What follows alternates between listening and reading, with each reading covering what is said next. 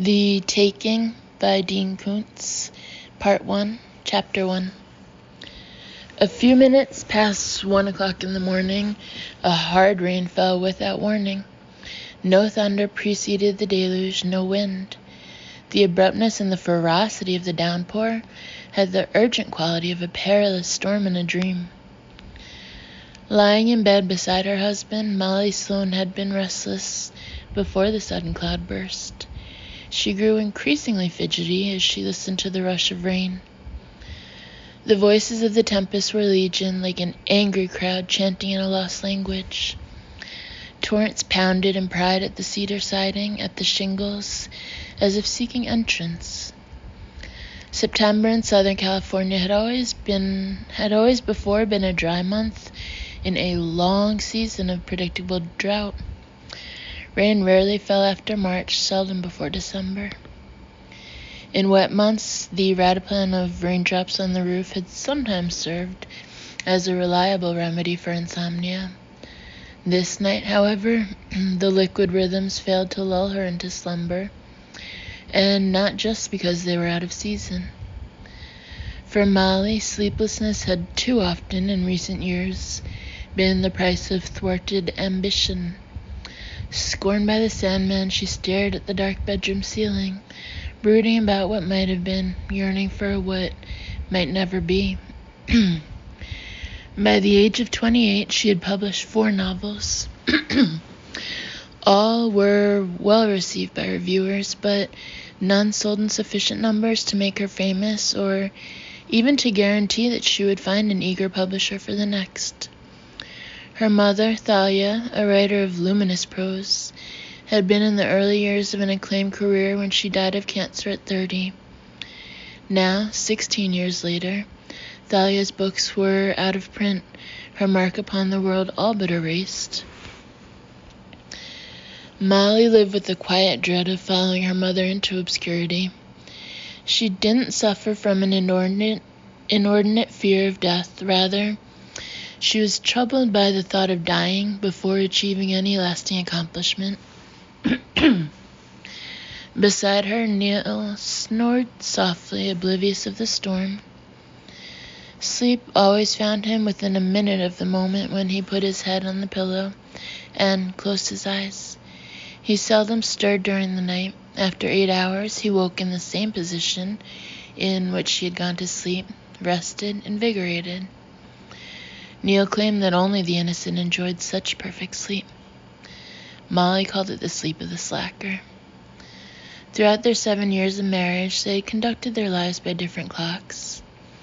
She dwelled as much in the future as in the present, envisioning where she wished to go, relentlessly mapping the path that ought to lead to her high goals. Her strong mainspring was wound tight. Neil lived in the moment. To him, the far future was next week, and he trusted time to take him there, whether or not he planned the journey. They were as different as mice and moonbeams. Considering their contrasting natures, they shared a love that seemed unlikely. Yet love was the cord that bound them together, the sinewy fiber that gave them strength to weather disappointment, even tragedy. During Molly's spells of insomnia, Neil's rhythmic snoring, although not loud, sometimes tested love almost as much as infidelity might have done.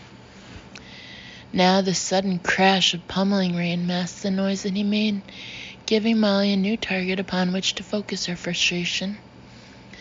The roar of the storm escalated until they seemed to be inside the rumbling machinery that powered the universe. Shortly after 2 o'clock, without switching on a light, Molly got out of bed. At a window that was protected from the rain by the overhanging roof, she looked through her ghostly reflection into a windless monsoon. Their house stood high in the San Bernardino Mountains, embraced by sugar pines, knobcone pines, and towering ponderosas with dramatic fissured bark. Most of their neighbors were in bed at this hour. Through the shrouding trees and the incessant downpour, only a single cluster of lights could be seen on these slopes above Black Lake. The Corrigan place. Harry Corrigan had lost Callista, his wife of 35 years, back in June. During a weekend visit to her sister Nancy in Redondo Beach, Callista parked her Honda near an ATM to withdraw $200. She'd been robbed, then shot in the face. Subsequently, Nancy had been pulled from the car and shot twice. She had also been run over when the two gunmen escaped in the Honda. Now, 3 months after Callista's funeral, Nancy remained in a coma. While Molly yearned for sleep, Harry Corrigan strove every night to avoid it. He said his dreams were killing him. In the tides of the storm, the luminous windows of Harry's house seemed like the running lights of a distant vessel on a rolling sea. One of those fabled ghost ships abandoned by passengers and crew, yet with lifeboats still secured. Untouched dinners would be found on plates in the crew's mess. In the wheelhouse, the captain's favorite pipe, warm with smoldering tobacco, would await discovery on the chart table. Molly's imagination had been engaged. She couldn't easily shift into neutral again. Sometimes in the throes of insomnia, she tossed and turned into the arms of literary inspiration. Downstairs in her study were 5 chapters of her new novel, which needed to be polished. A few hours of work on the manuscript might soothe her nerves enough to allow sleep. Her robe draped the back of a nearby chair. She shrugged into it and knotted the belt. Crossing to the door, she realized that she was navigating with surprising ease, considering the absence of lamplight. Her sureness in the gloom couldn't be explained entirely by the fact that she had been awake for hours, staring at the ceiling with dark adapted eyes. The faint light at the windows, sufficient to dilute the bedroom darkness, could not have traveled all the way from Harry Corrigan's house 3 doors to the south. The true source at first eluded her. Storm clouds hid the moon. Outside, the landscape lights were off, the porch lights too. Returning to the window, she puzzled over the tinsel glimmer of the rain. A curious wet sheen made the bristling boughs of the nearest pines more visible than they should have been. Ice? No. Stitching through the night, needles of sleet would have made a more brittle sound than the susurrant drumming of this autumn downpour.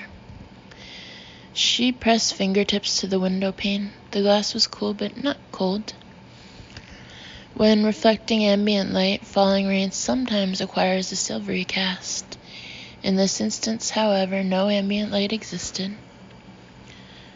The rain itself appeared to be faintly luminescent, each drop a light-emitting crystal. The night was simultaneously veiled and revealed by skeins of vaguely fluorescent beads. When Molly stepped out of the bedroom into the upstairs hall, the soft glow from 2 dome skylights bleached the gloom from black to gray, revealing the way to the stairs. Overhead, the rainwater sheeting down the curved plexiglass was enlivened by radiant whirls that resembled spiral nebulae wheeling across the vault of a planetarium. She descended the stairs and proceeded to the kitchen by the guidance of the curiously stormlit windows. Some nights, embracing rather than resisting insomnia, she brewed a pot of coffee to take to her desk in the study. Thus stoked, she wrote jagged, caffeine-sharpened prose with the realistic tone of police interrogation transcripts. This night, however, she intended to return eventually to bed. After switching on the light in the vent hood above the cooktop, she flavored a mug of milk with vanilla extract and cinnamon, then heated it in the microwave. In her study, volumes of her favorite poetry and prose, Lewis Gluck, Donald Justice, T.S. Eliot, Carson McCullers, Flannery O'Connor, Dickens, lined the walls. Occasionally she took comfort and inspiration from a humble sense of kinship with these writers. Most of the time, however, she felt like a pretender. Worse, a fraud. Her mother had said that every good writer needed to be her own toughest critic. Molly edited her work with both the red pen and a metaphorical hatchet, leaving evidence of bloody suffering with the former, reducing scenes to kindling with the latter. More than once Neil suggested that Thalia had never said, and had not intended to imply, that worthwhile art could be carved from raw language only with self-doubt as sharp as a chisel. To Thalia, her work had also been her favorite form of play.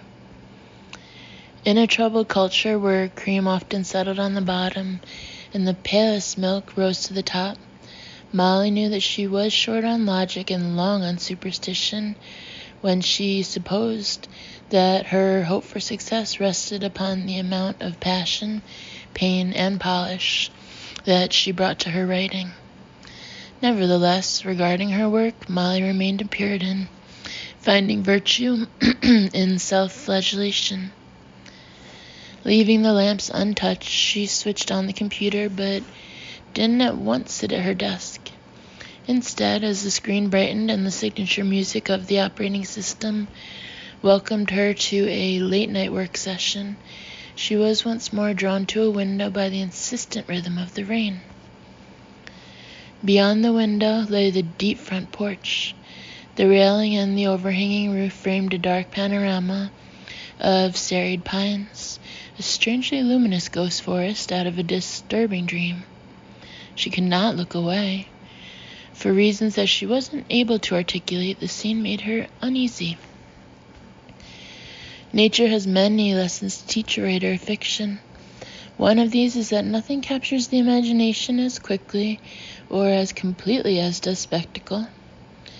Blizzards, floods, volcanoes, hurricanes, earthquakes. They fascinate because they nakedly reveal that Mother Nature, afflicted with bipolar disorder, is as likely to snuff us as she is to succor us. An alternately nurturing and destructive parent is the stuff of gripping drama. Silvery cascades leaf the bronze woods, burnishing bark and bough with sterling highlights. An unusual mineral content in the rain might have lent it this slight phosphorescence.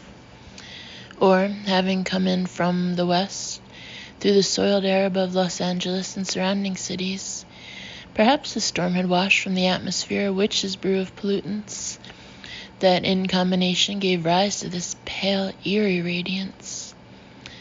Sensing that neither explanation would prove correct, seeking a third, Molly was startled by movement on the porch. She shifted focus from the trees to the sheltered shadows immediately beyond the glass. Low, sinuous shapes moved under the window.